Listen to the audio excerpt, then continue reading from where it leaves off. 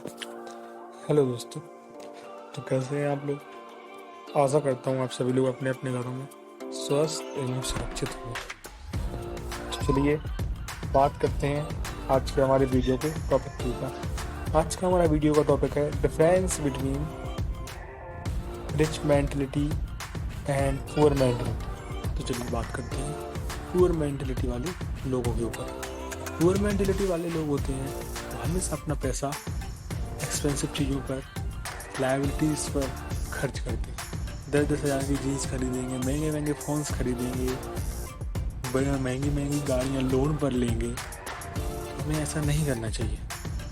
दूसरी तरफ जो रिच मेंटलिटी वाले लोग होते हैं उनके लिए हर चीज़ की एक वैल्यू होती है। वो हर चीज़ की वैल्यू कैलकुलेट करते हैं, क्या वो चीज़ उनके लिए उतनी वैल्यू दे पाएंगे जितना वो पे कर रहे हैं उस चीज़ के लिए।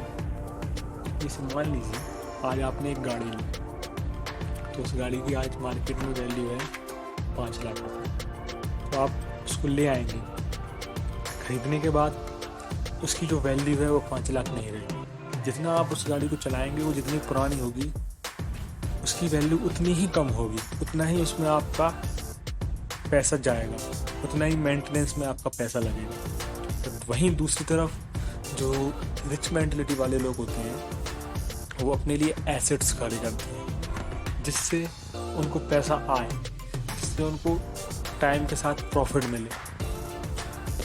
चलिए मैं आपको एक कहानी सुनाता हूँ। जब मैं छोटा था तो मैं और मेरा परिवार हम लोग एक कॉलोनी में रहते थे।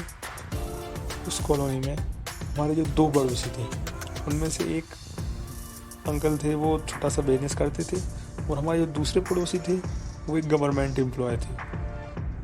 जो बिजनेस करते थे अंकल जी, उनका घर बहुत ही छोटा था और बहुत ही सिंपल सा उनका रहन सहन था, और एक उनके पास सिंपल सी बाइक थी। और वहीं दूसरी ओर जो अंकल जी गवर्नमेंट एम्प्लॉय थे, गवर्नमेंट जॉब थी जिनकी, उनका कॉलोनी में सबसे बड़ा मकान बना हुआ था और उनके पास लग्जरी गाड़ी थी और सब चीज़ें थी। लेकिन जब धीरे धीरे वो रिटायर हो गए, धीरे धीरे उनकी फाइनेंशियल कंडीशन ख़राब होती गई और कई बार अंकल आंटी में झगड़े भी होते रहे। क्योंकि उनने सेविंग्स पे ध्यान नहीं दिया था। हमेशा उनने अपना पैसा लायबिलिटीज़ और एक्सपेंसिव चीज़ों में ही खर्च किया था। वहीं दूसरी ओर जो बिजनेस करते थे अंकल जी, उन्होंने अपनी घर को कॉलोनी का सबसे बड़ा घर बना लिया था। जो घर 1 मंजिल का था वो 3 मंजिल घर बना लिया था। उनके पास एक गाड़ी भी आ चुकी थी और कॉलोनी में सबसे अच्छी फाइनेंशियल कंडीशन उनकी हो चुकी थी। क्योंकि उनने हमेशा सेविंग्स की, अपने पैसे को इन्वेस्ट किया, लायबिलिटीज़ में उनने खर्च नहीं किया। मैं हमेशा देखता था वो हमेशा कम से कम बचत करके चलते थे और पैसे को ज़्यादा से ज़्यादा बचाते थे और सही जगह इन्वेस्ट करते थे। तो ये भी एक बहुत बड़ा अंतर रहता है रिच माइंडसेट और पुअर माइंडसेट वाले लोगों में।